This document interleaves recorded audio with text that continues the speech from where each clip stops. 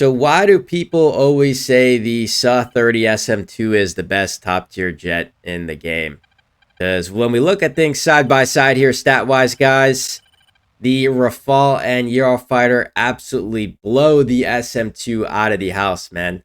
1.61 KD for the Rafale, 1.58 KD for the Eurofighter, while the SM2 has a staggering low KD of 1.29. So we're going to explore that, why the Eurofighter is the most misunderstood jet in the game, best ways to play it to its strengths, and why people say the SM2 is the best in the game, even though in my opinion it isn't. So yeah, to kind of get into here first, just the strengths here. I'm going to have showcasing a game, a 7-kill game in the background here with the Eurofighter. I think this is a perfect example of using this jet to its strength. Its main strength is it is a defensive god, guys. So we want to use it in a situation where we can use our defensive abilities to win an outcome. Best way to do that, right, is to target isolated players, go for players or one-on-one situations where the player, whichever player wins, is most likely going to win because they have a better defensive ability or better defensive skill, right? And that's where this jet is really going to thrive. So I would say if you haven't watched my positioning or close range notching guide, highly recommend you guys check those out because I use both of those in this game here perfectly. But yeah, it's kind of that, guys. That's really the key. I think the big misunderstanding here when comparing jets and why people say the SM2 is better is because people think in a very offensively minded aspect, very narrow minded in that sense. So the big topics I see people discuss when they compare the jets is its radar, is number one. Number two is the missile. And number three is the missile count or quantity. So when we compare the jets side by side in that aspect, the SA-30 does have a better radar, does have a better missile with the R77-1, does have a better missile count, right? It has 14 as opposed to 10 for the Eurofighter. So people, because of that, say, man, the SM-30 or SA-30 is so much better, right? All of that.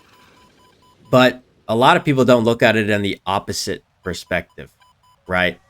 And I remember watching a YouTuber, and a very good player, by the way. I'm not going to call him out, but he said that flight performance doesn't matter in top tier.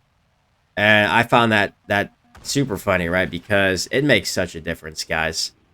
When we compare on the opposite spectrum of defensive abilities, where that big KD difference is between the Rafale and Eurofighter and the SM2 is the defensive aspect. You know, obviously the Rafale has the Mika, which adds on to that. But basically, defensively, the Rafale and Eurofighter are 10 times better than the SM2. SM2 has the worst RWR in all of top tier, right? Notch once and you're going to lose almost all your energy. So the big KD difference is there. And I think a lot of players fail to view that side of things. And a lot of players fail to play with that advantage of being a better defensive jet, essentially.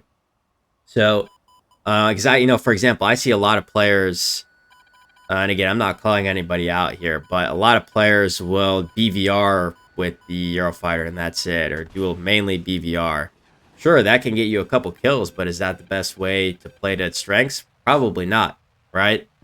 So I think a lot of players compare in that sense of, they try to play the Eurofighter the same way as the SM2, and it's not going to work, right? I mean, it will work a little bit, but it's just not going to be the same.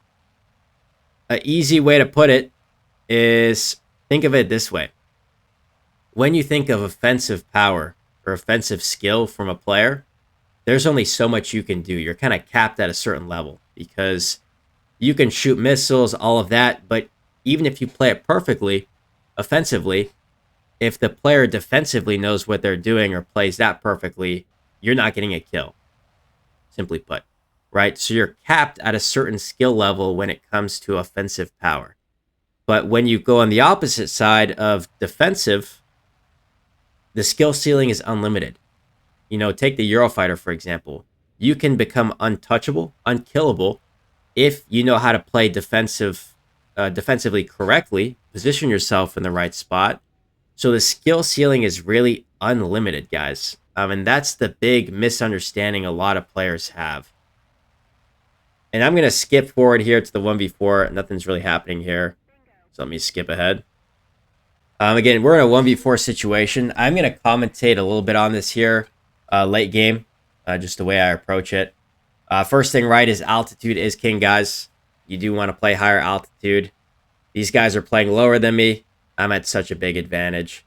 And really, the only threat to me when I play top tier with a Eurofighter is either another Eurofighter or a Rafale. So I'm going to hyper target the Eurofighter here, which you guys will see in a second. So I kind of ignore the F-18. And we got the little wobbly effect.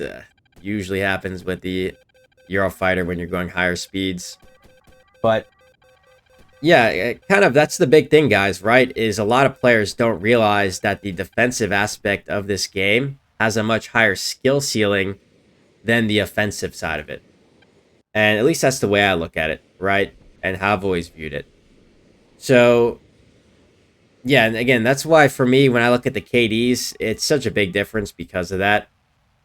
But, yeah, really from here, again, the way I play, right, with the Eurofighter is I'm going to be very, very focused on targeting isolated players and creating 1v1 situations, having pockets of space to notch into. That's the way I focus with the Eurofighter. And yeah, we do again have an F-18 there. Again, do not play low altitude here, especially end game situations like this. If I'm higher altitude with these new radars, I can see everything. So you're put in a bad spot. So we will fire at the F-18 here. I think around like 10 or 9 to try to get a direct drop down on my Fox 3. That's going to give me the best outcome if he's multipathing. But yeah, we're just going to completely ignore him. Again, the biggest threats to me are a Eurofighter and Rafale.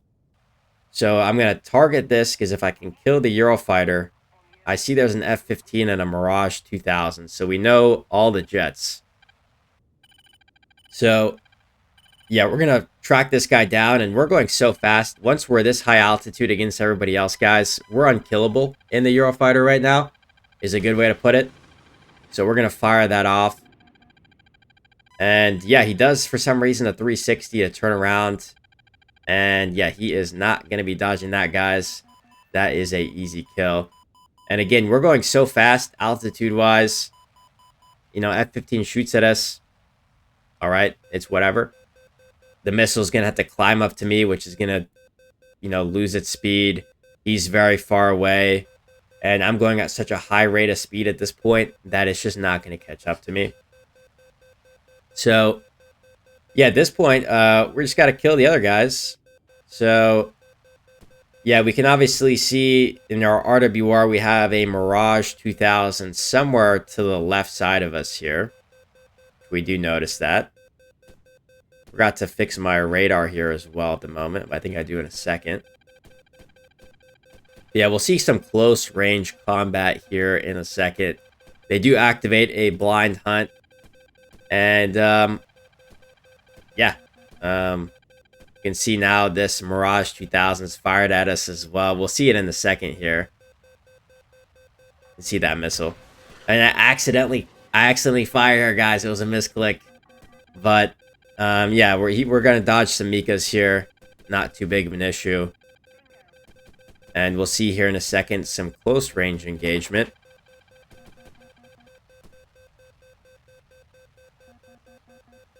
Yeah, I'm trying to locate him here, see where he's at. I still don't see him, so I turn to the left. I see him there, 8 kilometers away. He does fire 2 Mikas at us. And I'm going to be upfront about this one here, guys. That Mirage should not have challenges like that there. He is not going to beat a Eurofighter in that situation. Again, I'm just too strong defensively, too good of a position against him. And the AIM 120, people talk a lot of bad stuff about it. But personally, for me, I think it's a pretty good missile. Its perfect sweet spot for any type of flick shot or engagement like that is 4 to 10 kilometers, in my opinion.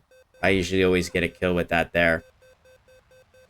And, yeah, Yeah, I do have 4 minutes of fuel here, so I have to go back to base here really quickly. And we do have an F-18 that is firing at us. So we're going to play this in a way where we are low to the ground here because I want to refuel. But we're going to force him to either engage me, right? Or make him play on the defensive so I can refuel here.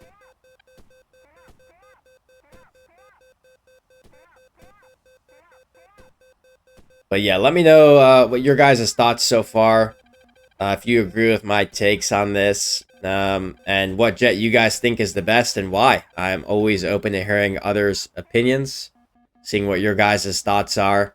It's always interesting to read through those. But hopefully this changes some perspectives for people on the Eurofighter. Because, yeah, it's such a misunderstood jet, man. It is such a good go-to jet that people undermine. But yeah, we're going to fire that there and make him play defensively. Again, either he dies here, but he does actually die from the base. We would have gotten 8 kills, guys. But the base took the extra kill.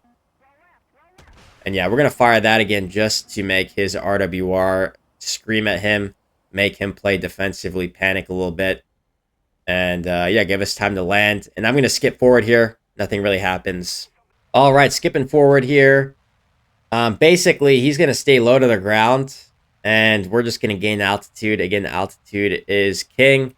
And we're going to eventually catch up to him here because, yeah, higher altitude, we are just so much faster. But, yeah, just to recap, guys, while we are chasing him down here, main points, right, is going to be the first one. The Eurofighter is a defensive god. So learn how to play that to its strengths. Learn how to use that to your advantage, right? And the best way I've found that is engaging isolated players, one-on-ones, creating an outcome where the player with the best defensive abilities, best defensive skills is going to win that outcome. And with the Eurofighter, you already have such a big step up above any other player because you can play it worse and still win just because, again, it's such a good jet defensively. So that's the first one. The second one is SM2, or a lot of people say the SM2 is better just because, again, everybody thinks very offensively minded. Radars, missiles, all of that. So we have to take into account everything, right? And then the third is the skill ceiling, in my opinion, for defensive playing is so much higher than offensive playing. And yeah, we hit him with the easy GG there, guys. And as always, if you enjoyed the video, make sure to leave a like and subscribe for more content. Make sure to leave your thoughts down below in the comments.